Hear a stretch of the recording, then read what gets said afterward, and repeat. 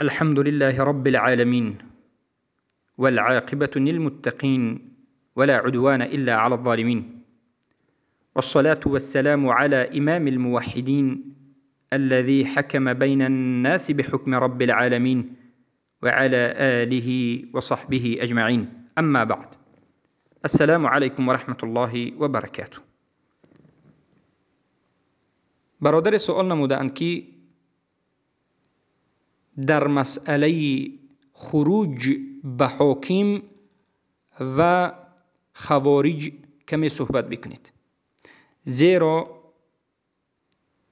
رحمت الله گفتن یک تاجیک در این مسئله میگوید که هر کسی که به این حاکم های امروزه دولت های دموکراتی یعنی بجنگد، به اونها خروج بکند، او خوارج است و کلاب النار و غیره.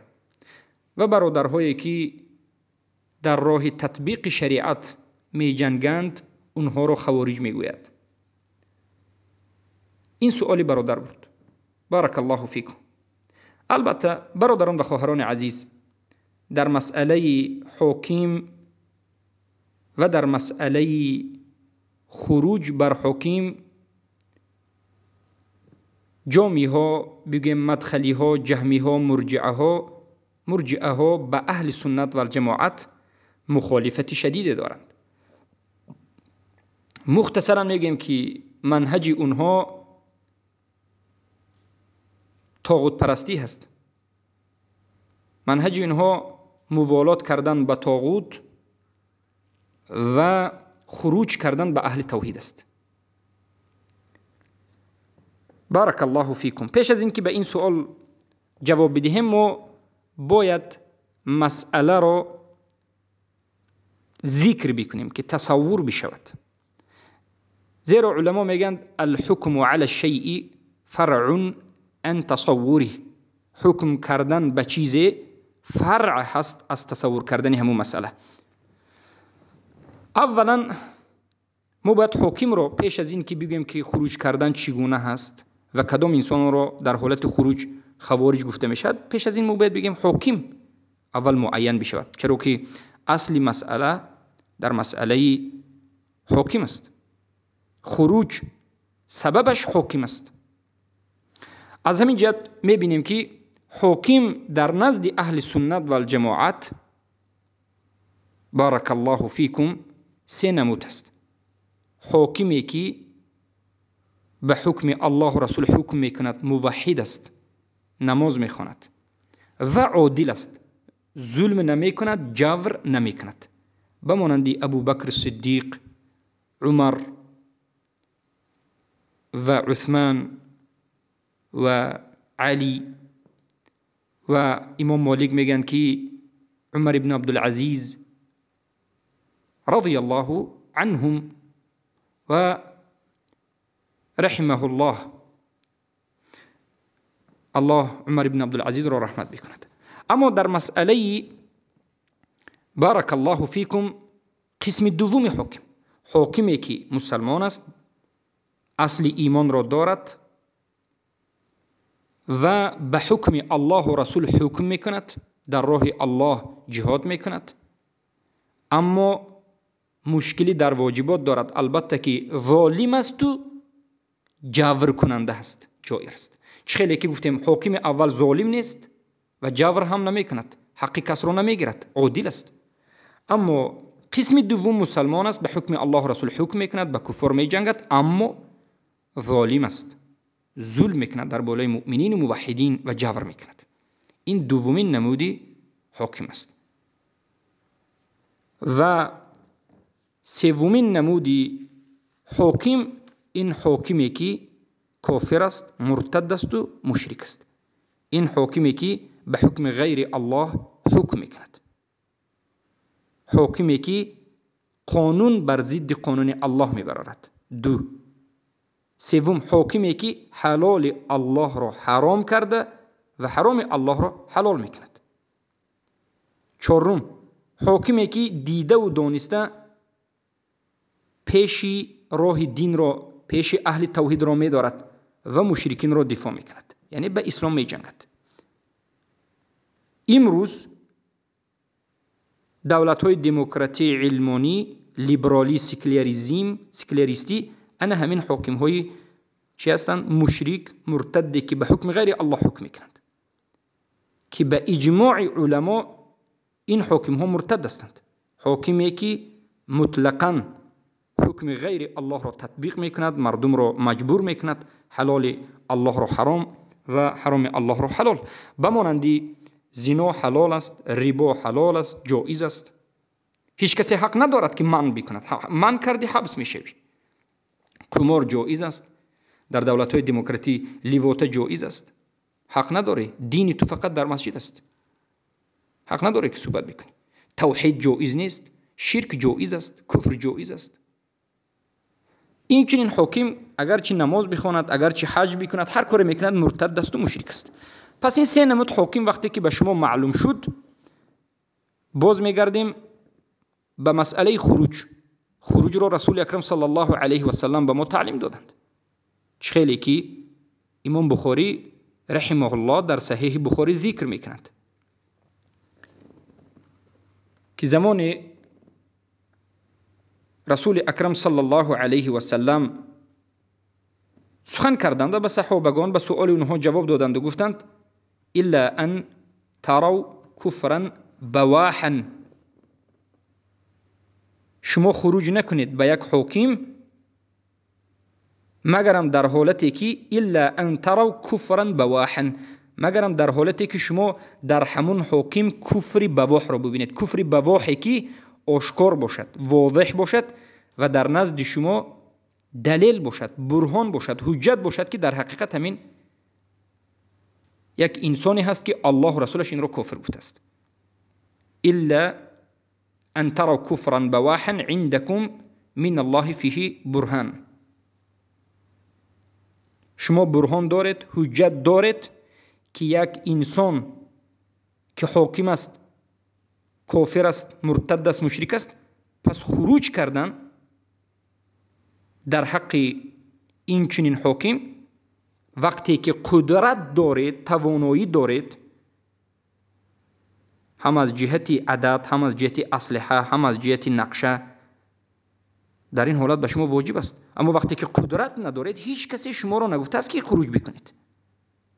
تمام علمای اهل سنت و جماعت اجماع میکنند، چخیلی که ابن تیمیه رحمه الله در کتاب مجموعه الفتاوا ذکر کرده اند، اجماع میکنند که خروج کردن به حاکم مشرک، کافر، مرتد همان زمان جایز است که قدرت داشته باشید. 5 نفر و 10 نفر، 100 نفر و 200 نفر مقابل یک لشکری بزرگی که تمام اسلحه رو دارد خروج کرده نمیشد. البته شرط و شروط خودش رو دارد. وقتی که شما قدرت دارید، نقشه دارید، جایز است. بکی ندارد. و البته نه فقط جایز است، این واجب است. این در مسئله حاکم کافر بود. بارک الله فیکم. اما در مسئله حاکمی که مسلمان است و عادل است، موحد است و عادل است، حکومتش موافق قرآن و سنت است و عادل است، ظلم هم نمیکند، جور هم نمیکند، به اجماع علما خروج کردن به این عالم، بگیم خروج کردن به این حاکمی مسلمان عادل و بارک الله فیکم، حاکمی که جور نمیکند و ظلم نمیکند، حرام است. بر ضد این خروج کردن جایز نیست و خروج کنندگان خوارج هستند. زمانی که حاکم به حکم الله و رسول حکم بکند، موحد باشد، عادل باشد، ظلم نکند، جور نکند، به او فقط خوارج ها خروج میکنند. چخیلی که خوارج ها به عثمان ابن عفان رضی الله عنه خروج کردند. عثمان ابن عفان آیا به حکم الله و رسول حکم میکرد؟ بله، 100% تطبیق شریعت میکردند رضی الله عنه. و این چنین عادل بودند یا نه؟ بله عادل بودند، هیچ کس شک ندارد. صحابگان رسول اکرم صلی الله علیه و آله همشون عادلند.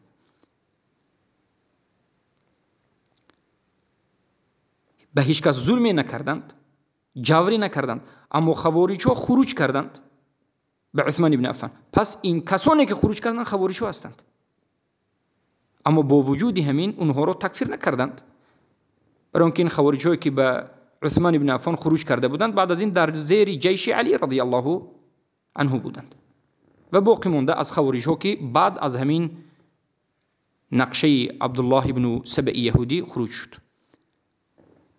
پس بارک الله فیکم.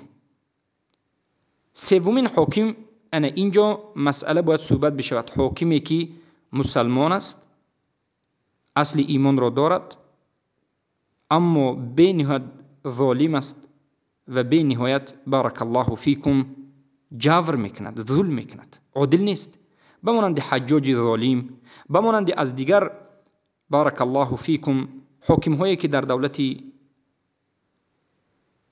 بنی امیه بگوییم در دولت اموی آمده بودند، بمانند معروف ترینش حجاج را هم میشناسد، حجاج ظالم شده است. به حجاج نظر بکنید، حجاج آیا مسلمان بود؟ بله مسلمان بود. بله عبدالله ابن مبارک، محمد ابن سیرین تکفیرش میکردند. یا که بگیم برعکس، عبدالله ابن مبارک و محمد ابن سیرین حجاج را مسلمان میگفتند، حسن بصری، اوزاعی و دیگر از تابعین حجاج را تکفیر میکردند.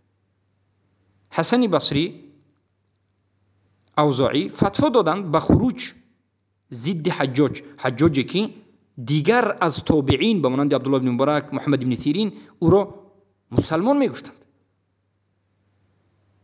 ضد حجاج خروج شد.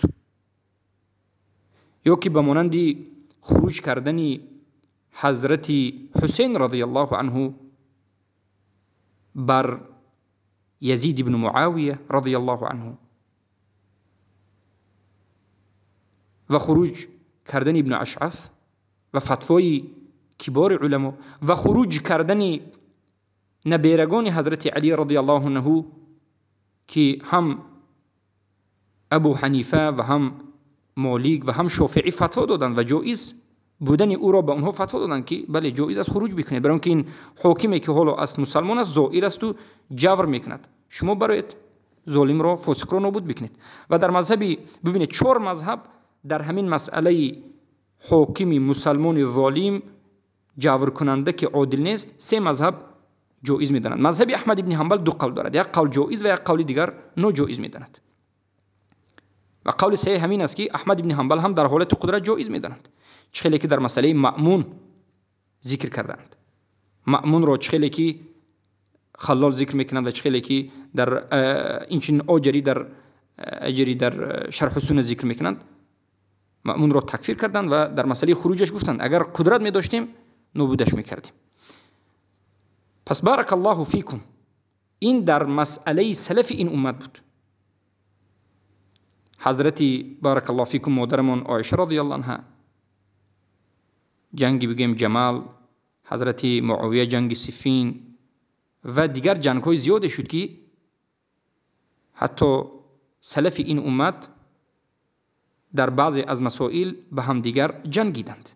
هیچ کسی این سلف امت را گفته نمیتواند که اینها برآمدند در مقابل یک ولی الامر مسلمان جنگیدند و اینها خوارجند و اینها اعوذ بالله کلاب النارند، اینها کافرند. این سخن رو هیچ کس نگفته است. این سخن رو فقط مدخلی ها میگوید، این سخن رو فقط جامی ها میگوید و این سخن رو فقط بمانند همین انسانی که بمانند ابو مریم نظرت الله یا که بمانند رنت اخلاص قزاق، بمانند رحمت الله تاجیکی که امروز در همین منهج جهمی بوده است، الله اینها رو خور بکند، قاتلهم الله.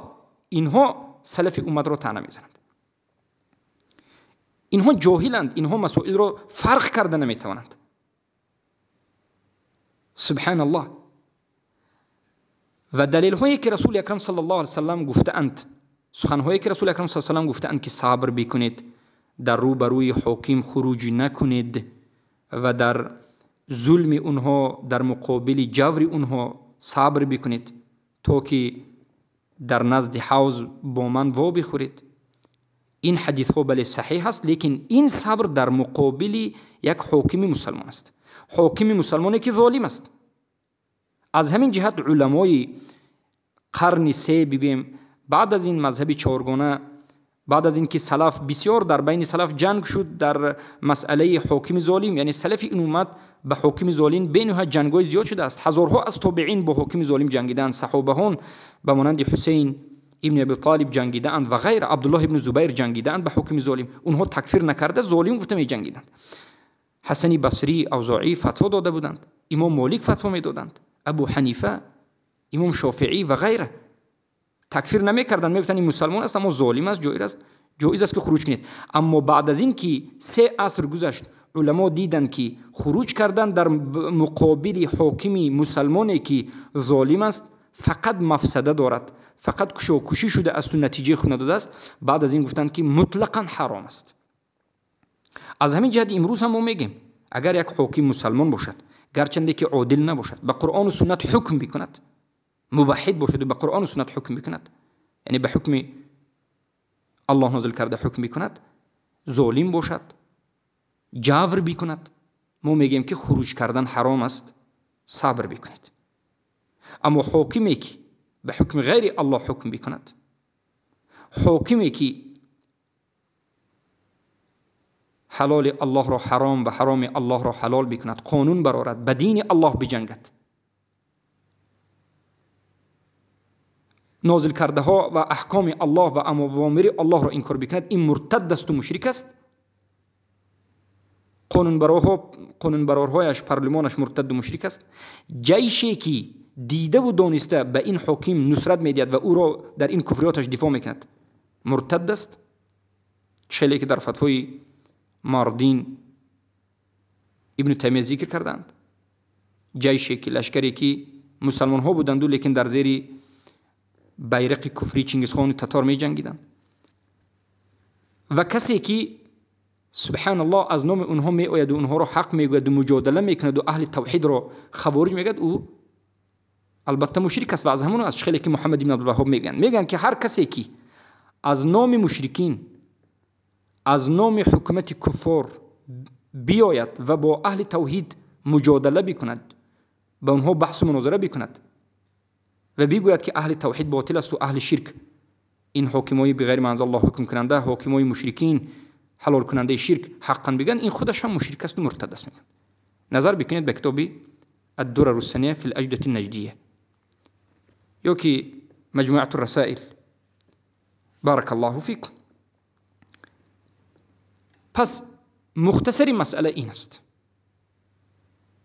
که ما باید بدانیم و از شبهات این منافقین، طاغوت پرست ها و از این جهمی ها باید خود را حفظ بکنیم. در این مسئله دلیل ها بینایت زیاد است، اقوال علما، سخن های علما بینایت زیاد است، مسائل حجت ها بینایت زیاد است، لیکن من مسئله را مختصر میکنم تا که به شما معلوم شود. تلبیس این ابلیس ها به شما فهمو شود. اینها حق را به باطل آمیخته میکنند. حدیث هایی که در حق حاکم مسلمان آمده است، اینها میبرند به حاکم مشرک و بعد از این حاکم مشرک را ولی الامر میگند.